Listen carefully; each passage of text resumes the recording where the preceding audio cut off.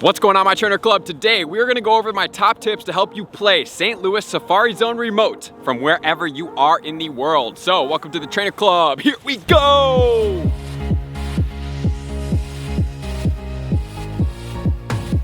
Welcome back. Let me know in the comments below, are you guys playing your St. Louis Safari Zone from home? I am excited about this event because there is going to be some remote playing, and then whenever the world is able to resume, we are going to be able to have a second tier time. So like I said, always guys, Niantic will always go above and beyond to make up for any of the events. So if this is you and you decided to keep your tickets and play from home as well as go to the event in the future, this is going to be probably one of the funnest times, I think. I'm gonna have a lot of fun doing this, and I can't wait to go over all the tips with you guys, which are going to include, we have some unknown spawns. Typically, the unknown spawns are going to be about whatever event is going on. So what I would suggest and think is going to happen, it looks like there's going to be an S in the description graphic from PokemonGoLive.com.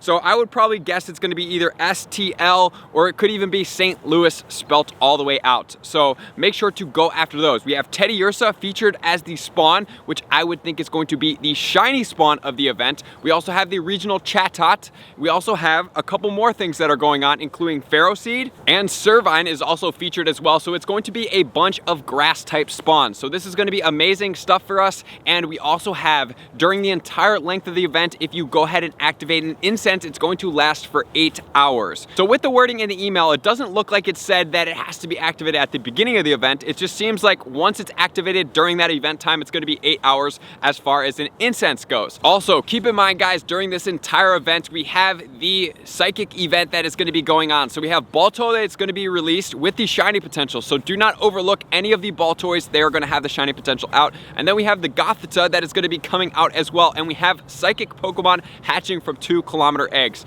So if you are going to go ahead and utilize this to your best of your abilities, you may want to hatch some of the eggs out and start collecting some of the new eggs to get some of the psychic Pokemon during this psychic event, during the entire time with field research as well, which we will check out a top tips video if necessary tonight when we get all the information. So what do we need to know? My top tips to help you play from home to max out the St. Louis Safari Zone. So let's get into it right now, starting with tip number 1. My number 1 thing to make sure you guys get through this event is going to be Pokeballs. So obviously we are getting a lot more Pokeballs from our gifts right now. So it's very important for you to be able to have 30 gifts available to open when you are playing this event to get you more Pokeballs throughout the entire day. So if you don't have 30 friends that are giving you gifts on a daily basis, you need to check my description and get into my Discord, go into the friending tab to be able to get you more friends that are going to be more consistent with gifts. It's super efficient.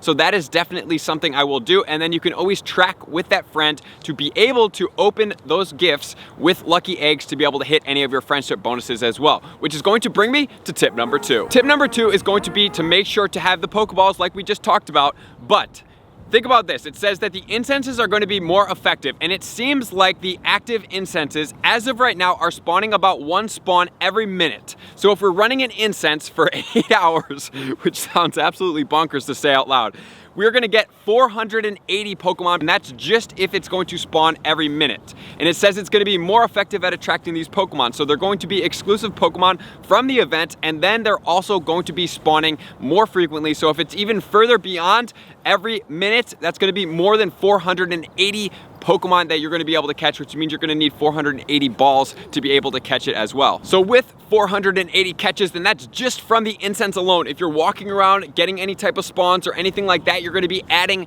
to that. So think about it in that regard. I would suggest also starting to clean your bag out. It's very important to have a clean bag. I would suggest to clear out 500 spaces if you're at 3,000. If you are at 3,000 max, like myself, I need to go through and purge out a lot of Pokemon with PvP, all the different leagues, with the raid attackers and all of my collections that are 100% IVs. For me, it's definitely getting very tight in my bag, even though I have 3,000. So I think I can get mine all the way down to 2,000. So If you are below that, what I would suggest doing is clearing 1/3 of your bag space out to be able to make room for this event in whatever facet that is for you guys. So just times your bag by 1/3 and then go ahead and delete that out. That is gonna be the best thing, which is gonna lead me to tip number 3. Tip number 3 is gonna have to deal with star pieces. Are you guys planning to put on star pieces for the entire boosted event? What I would suggest doing is not catching a Pokemon if you're planning to use at least 1 star piece until you start the event, because then you can have 30 minutes of increased spawns and boosted spawns throughout. So keep in mind that this is going to happen. Keep in mind that if you are going to be catching from home and you don't have any additional spawns around you, you're looking at 48,000 Stardust just by catching the 1 tier Pokemon. That means not evolved Pokemon. If they're evolved, your Stardust is going to increase from there. And if they're weather boosted, your Stardust is also going to increase from there. So if you're going to use a star piece, you're going to be getting 72,000 Stardust. But that is if you run a star piece for the entire time, which is going to be 1 every 30 minutes, which is going to be 16. There are star pieces in the shop right now, which you guys can purchase in bunches of 8, which is extremely, very well timed by Niantic, which is 640 coins, which would mean you're going to be spending 1,280 coins to be able to get star pieces to run for the entire 8 hours. Do I think it's worth it?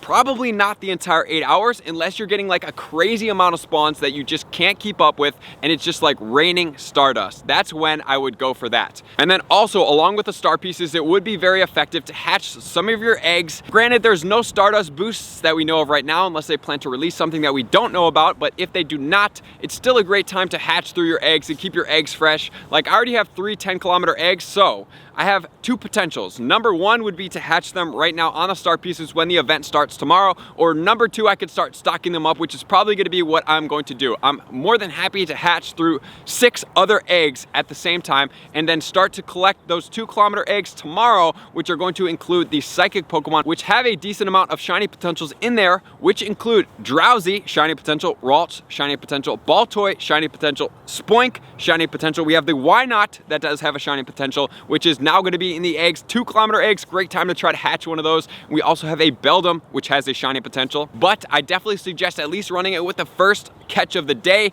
and then going from there, maybe running 1 or 2 if you're not going to run for the entire time, and maximize on Stardust as much as possible, because we have the Ultra League coming up and the Master League, so it's going to be important for you guys to get as much Stardust as possible, which is going to lead me to tip number 4. Tip number 4 is going to have to be dealing with these Pokemon. What Pokemon, according to the event graphics, are going to be relevant for the Go Battle League? As far as the meta raid attackers, obviously none of these Pokemon are going to be efficient for that, but we have Pokemon in here that are specifically cited that are going to be boosted. So it is a kind of grass type event, so there could be other Pokemon. If there happens to be other grass type Pokemon, highly suggest you guys check out GoStadium.club and make sure to save up the Bulbasaurs as well as the Chikorritas for all of the Go Battle Leagues in the future, because those Pokemon are absolutely beasts. Do not evolve them. You need to have the Community Day moves on them, so you're going to have to save them for December. But according to the graphic, we're going to check out some of the Pokemon starting right now. The number 1 that we are going to check out is going to be Ferroseed from Ferrothorn. Definitely a Pokemon that is rarer. It is obviously in the field research right now, which is the 7-day breakthrough, unfortunately, but now would be a great time to stock up on these Pokemon and use your Pineapple Berries. So you're going to have some Pineapple Berries if you want to go after these Pokemon. I would suggest having 100 Pineapple Berries if possible to pine up as much of these things as you possibly can, including the CHATOT, which is going to be a rare spawn, which we're going to check out in a second. But the Ferrothorn, which is going to be from the Ferroseed, is going to be in the Great Go Battle League for a rank 173 at a 0-13-13 for the 100% IV. And then in the Ultra League, it's going to be ranked 163. So it is pretty decent. It's definitely not in the top 50, so it's not super relevant. But if used properly under the right team situation, you potentially could make it work for you if that's something you desire. But if you plan on going into the Sylph Arena Cups at some point or another, it's a good thing to just have Pokemon that are in the top 250 in all different types. That will help you be the best trainer that you can be. And then also we have the Mankey that is going to be boosted spawns as well. Mankey obviously has a shiny potential, and then Primeape is going to be ranked 28 in the Great League with a 1-15-15. So this is definitely a Pokemon you want to be looking out for with that really low attack, high defense and stamina. And then in the Ultra League, it's going to be ranked 78, but that's going to be a 15-15-15 100% IV that you could buddy boost if you did check out my top tips to play from home and some of the buddies that you may consider using to get all the way to best buddies. And then also in the graphic, we have the Servine, which is going to go to Superior. So Superior is definitely, obviously, a starter. It's going to have a Community Day, which will probably give it the Community Day move of Frenzy Plant, which will significantly bump it up in the leagues. However, why not start, if they're spawning more potentially, give it some berries. Make sure to give it the pineapple berries and get more candy. And then you can also look out for the PvP IVs that are going to be making it to the best of your abilities. So right now, it's gonna be ranked 148 with a 0, 10, 15 as far as the attack goes. And remember, whatever you guys get, make sure to go stadium.club and type in your IV ratios to make sure you're going ahead and see what you have in your bag. And then as far as the Ultra League, it's gonna be maxed out 100% IV with 15, 15, 15. And additionally, we also have the Teddiursa. Teddiursa is anticipated to be the shiny Pokemon that's going to be released. It's going to shine at its highest potential in the Ultra League at ranked 94 with a 0, 15, 13 as far as the 100% IVs go. So any other Pokemon, definitely check out PvPoke to see the rankings that are going to be spawning. Like I said, if it's any of these starters, such as the Chikorita and the Bulbasaurs, definitely Pokemon you want to save up. They are very effective with their Community Day moves. So now we're going to go into tip number 5. Tip number 5 is going to be dealing with these Pokemon that you're going to be able to catch, including the Unowns and the CHATOTs. You're definitely going to want to save some CHATOTs for friends. They are relatively common. They were in the Japan, Yokohama. They have been in a couple other zones as well. So if you guys do already have them, that is one thing, but you can also save them and make sure that you have them for friends. So I would say at a benchmark of about 10, and if you're going onwards and you don't really see too many people asking about them, you can definitely start transferring them away. But it's better to have a little bit too many than not enough and looking for one and be like, oh man, I really wish I had this. This person really wants one and they want to give me something good in return for it for a trade. So that's definitely something to keep in mind. And then also, as far as the unknowns go, the most rare unknown is going to be the question mark. So if they happen to give us the question mark, that is definitely one you want to save up on the most of, because it's only been released in one of the Go Fests. But St. Louis, if it's going to spell out the entire one, most of them are pretty relatively common, so definitely save maybe a couple of them, because some people are trying to complete the entire unknown decks, while other people don't even have one if they haven't gone to an event so far, because they're relatively, actually extremely rare outside of the events.